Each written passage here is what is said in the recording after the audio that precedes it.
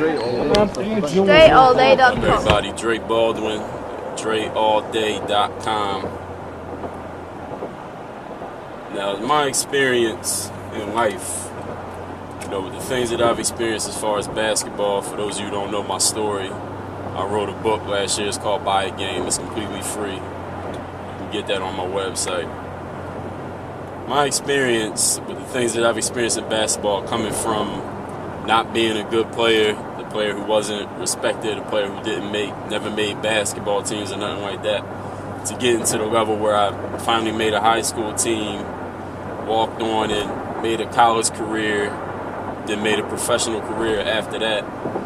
I've had a lot of experiences that I think that could help enlighten the next generation of players coming up. And I think it's important that when somebody comes up, they've gone through some experiences that other people will probably experience, some things that they can learn from without having to go through the hardships or the bumps in the road that person already went through. Speaking of myself, I think it's important to share those things.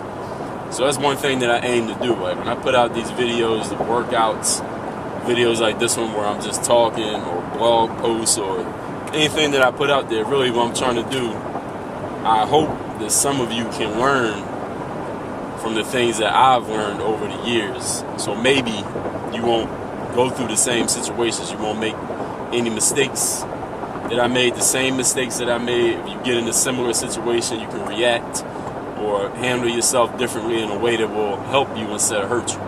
So in this video, what I'm talking about, actually another part of that is, some people don't get my style of delivery. I'm not really I'm a no-nonsense type of dude. Like I can be very blunt with my responses to your questions or your comments. I don't mince words with people. And some people don't get that because a lot of people are sensitive. A lot of y'all out there are sensitive. A lot of people might take it the wrong way, some way that I respond to a comment or something like that. I mean, I don't really give a fuck because I'm not really here to... It's not about making you feel good. It's not about being a nice guy. That's not my aim. I'm not trying to not make you feel good. I'm not trying to be a mean person, but I'm just telling you what it is. I'm telling you what it is so that when you get out in the world and you start dealing with people who really don't give a fuck about you, you'll be conditioned to it. There are people out there you're going to come across in your life who really want to make you feel bad. They want to put you down. They want to take you from where you at and drop you to a lower level, mentally, physically, emotionally, socially, whatever, economically, whatever. You're going to come across those people. So if you can't handle a comment on a website, how the fuck you going to deal with that? But anyway, that's not even what this video is about. What I want to get into is players asking me like, all right, this is a situation. You're a perimeter player, or at least you see yourself as a perimeter player, but the coach on your team wants you to play power forward or center or in the paint, and you really think you're good enough to play on the perimeter. You think you're better than the guy playing 2-guard or the 3, but he won't let you play it. And you ask him, what should you do? What's the situation? How can you handle this? This is very simple. I talked about this before. I'm going to get a little bit more in depth. Personal story. When I was in college, my junior year of college, we got a new coach, right? So the new coach, he kind of had differences with the old coach who had got fired, the guy he replaced. And because of that, when we had tryouts the year for the new coach, he cut a bunch of players who was on the team before, guys who could play. He cut them off the basketball team, not because they couldn't play, but because they played for the old coach and he didn't really like the old coach. So that was his way of getting back at him. So that year, I happened to make the team. I was one of the 3 guys who made it from the previous year. We had like 9 returning players. Only 3 of them made it. I was one of the 3 that made it. Because I showed my game, at tryouts or whatever. More than he disliked the coach. He saw that I could play. He said, all right, I can't cut this guy. The guys who was just okay at tryouts, they all got cut. So anyway, we get into the basketball season. We don't have no big men. We had one guy who was bigger than me. He was 6'5", and then it was me. And we had a couple guys who was my height, but they didn't have they was garbage as shit. Basically, a couple white boys, they couldn't play at all. They was terrible. No way they should have been on the basketball team. They was on the bench. They didn't play. So the coach played me, basically started me at power forward. I thought I was better than the small forward. I was better than the 2 guard. I was better than the point guard. But he wanted me playing power forward. So this is what happened. This is the mistake that I made. I wanted to play guard. So when we was out there practicing and in games, I would try to do guard stuff. I'd try to bring the ball up the court. I'd be shooting jumpers. I'd be dribbling the ball too much when I should have been, when he wanted the ball to go to the guards, the perimeter guys. And eventually I kept doing it. I just kept trying to force the issue, trying to prove that I'm a guard, that I'm better than this guy and that guy. Eventually he said, just get out. Basically I kicked off the team, out the program. That was the end of my college career. And the rest, or at least for college, the rest is history. Now a lot of you players are in this position where you're playing out of position. You want to play on the perimeter, but the coach is not going to let you. I'm going to tell you what your options are. First of all, going back to my story, my coach, what he should have did, looking back on it, what he should have did was pull me aside and say, Dre, I know you playing out of position. I know this is not the way you really want to play, but I need you to do this, this, and this because this is the situation with our team. This is what I need from you. That's what he should have did as the coach. Why he should have did that is because I was one of the better players on the team. If you got one of your better players playing out of position, you got to kind of pull him aside and say, hey, I need you to do this and this. Because that just makes sense when you're the coach and you're talking to one of your better players. Me, personally, what I should have did, I should have understood the dynamics of the situation, which is when you're playing in college, the coach got way more power than you. So no matter how good you think you are, and I don't care what level of college you're talking about, the best player in college you can name right now, his coach got more power than him. All right, no player has more power than the coach at any level except at the NBA. That's it. Not even overseas. If you play on a basketball team, that coach got the power. If push comes to shove, they got the power over you. So the reason I say he should have pulled me aside is because I was the best player there. Like if you would have took him out of there, you would have took all the players on the team, put us in the gym, had us go through a workout, skills, play pickup, whatever you want to do. At the end of that period, you asked 10 people who was in there that didn't know nobody, who was the best player in there? All 10 of them would have said me. Now, I'm not saying that to impress you, but just to impress upon you that even in that position, being the best guy in there, the most skilled, most talented, whatever you want to call it, he still had way more power than I did. And when push came to shove, I didn't want to listen to him. He didn't want to listen to me. What happened? I got kicked off the team. So you players out there, even if you're the best player on the team, which most of you ain't, I know everybody want to say that they are, but most of y'all ain't the best players on your team. And even if you are, it don't matter. This is a situation. If you're playing out of position, this is what you do. I'm going to tell you exactly what to do. I know I don't usually do this.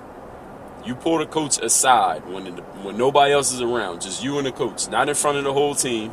Don't let anybody else even know that this conversation is taking place. You pull the coach aside, go to his office, or call him on the phone. No, talk to him in person, don't call. Talk to him in person and say to the coach, hey, coach, I know you got me playing XYZ position, but I really think I'm good as a 2 guard or a 3 or a point guard or a perimeter player. I want to show what I can do at that position. What do I need to do? This is you talking. What do I need to do to get that opportunity to show what I can do? Is it possible? That's what you say to the coach, then you be quiet. The coach it's 3 different ways the coach is going to answer you, and I'm going to tell you what your options are based on each one of these 3 answers. There's only 3 answers he's going to give you. Answer number 1. The coach is going to say, okay, Jason, whatever your name is, you think you can play fill in the blank position? You think you can do such and such skill? I'm going to give you an opportunity. I'm going to give you an opportunity, and based on how you perform with that opportunity, you'll either get to stay there or I'm going to put you back in the position you don't really like playing because that's what I need you to do for this team. That's it. You say, thanks, coach. You get up and you walk away. That's it. You're going to get your shot, and the coach is the judge and the jury. If he thinks you're doing good at the position, you stay there. If you think you're doing good and he thinks you're not, then that's it. He puts you back at the other position. And at that point, your options are play the role he asked you to play or leave that team, go play for somebody else. That's it. Those are only options. There's no debating with the coach. He got more power than you. There's no point in debating. You won't lose. You'll end up off the team or on the bench. Answer number 2. So that was answer number 1. The coach says, all right, I'm going to give you a chance. And then he'll evaluate. Answer number 2 is this. He'll say, you know, I've watched you play, or I tried to play you at such and such position that you want to play, but I don't think you're useful there. I don't think you're best there. I don't think you can help the team there. I think such and such is better than you there. Whatever he's going to say, he's basically going to say, I thought about that, or I tried it and I don't like it. So no, the answer to your question is no. You cannot play that position. You got to play the position I asked you to play. Your choices at that point. If that's what he says, you can either play the role that he asked you to play and shut the fuck up, or leave that team and go play for somebody else. That's it. Those are your only choices. There is no debate. There is no back and forth. He's the coach, is his team or her team, male or female, whoever you are. The coach has more power than you. Unless you Michael Jordan or Kobe Bryant or LeBron James in the NBA making $20 million, you do not have more power than the coach. I don't care what level you play at, how good you are, how many points you had last game. The coach got more power than you. If push comes to shove, you will be the one to go. Okay? Answer number 3. So answer number 1 is he said, I'm gonna give you a chance. Answer number 2 is I tried it / thought about it. I don't think so. Answer number 3 is no. That's the answer my coach gave me. His answer is no. You want to play that position? No, you can't play that position. You gotta do what I asked you to do. That's it.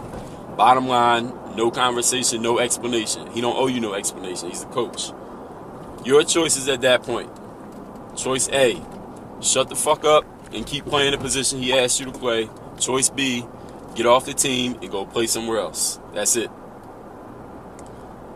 Those are your only options. Like I said, there is no debating with the coach. The coach has more power than you. When push comes to shove, you will be the one that's gone. Now, the reason that y'all need to learn from this is because what I'm explaining to you right now I'm 31 years old. I didn't understand this when I was 20 years old. So for those of you who are around that age or younger and facing this situation, which is what I hear from many of you, you need to learn from my situation. My mistake was that I didn't recognize that the coach has way more power than me. I mean, I kind of understood that, but I never consciously thought about it. Coach has way more power than me. I didn't think about that. The coach, if push comes to shove, is going to win this battle. I never thought about that. And the other thing is, based on the team that you on, you might be the only guy he can play at the position that you don't like playing. You might be the best player there. You might be the best option at that position. In which case, he don't owe it to you to tell you that. It'd be great if he would, but he doesn't owe you that conversation. I think my coach should have gave me that conversation clearly because I was easily the best player there. It would have been smart of him to do that, to keep his best player on the team, to make sure he and that player was on the same page. But he didn't owe me that conversation. It's messed up that it didn't happen, but he didn't owe it to me because he's the coach, he's in charge, he can do what he wants. So your coach doesn't owe it to you either. You need to realize it based on the information that I'm giving you right now. You need to understand it because I'm telling you. So understand that. Next thing you need to understand is that if you don't have no other options, no other team to play for, you don't have no leverage to go nowhere else, shut the fuck up and do what the coach asked you to do, or you're going to end up on the bench. Because what happened to me right before I got kicked off the team, the coach he tried to start reducing my minutes. He tried to have me on the bench while some bum-ass dudes was playing more minutes than me who had no business even getting in the games. So either you're going to be off the team, on the bench, watching some bum player play more than you, or you can do what the coach asks of you. Those are your choices. That's it. That's all. Work on your game. DreAllDay.com. What's good? This DRA from Wisconsin. Work on your game and get it right.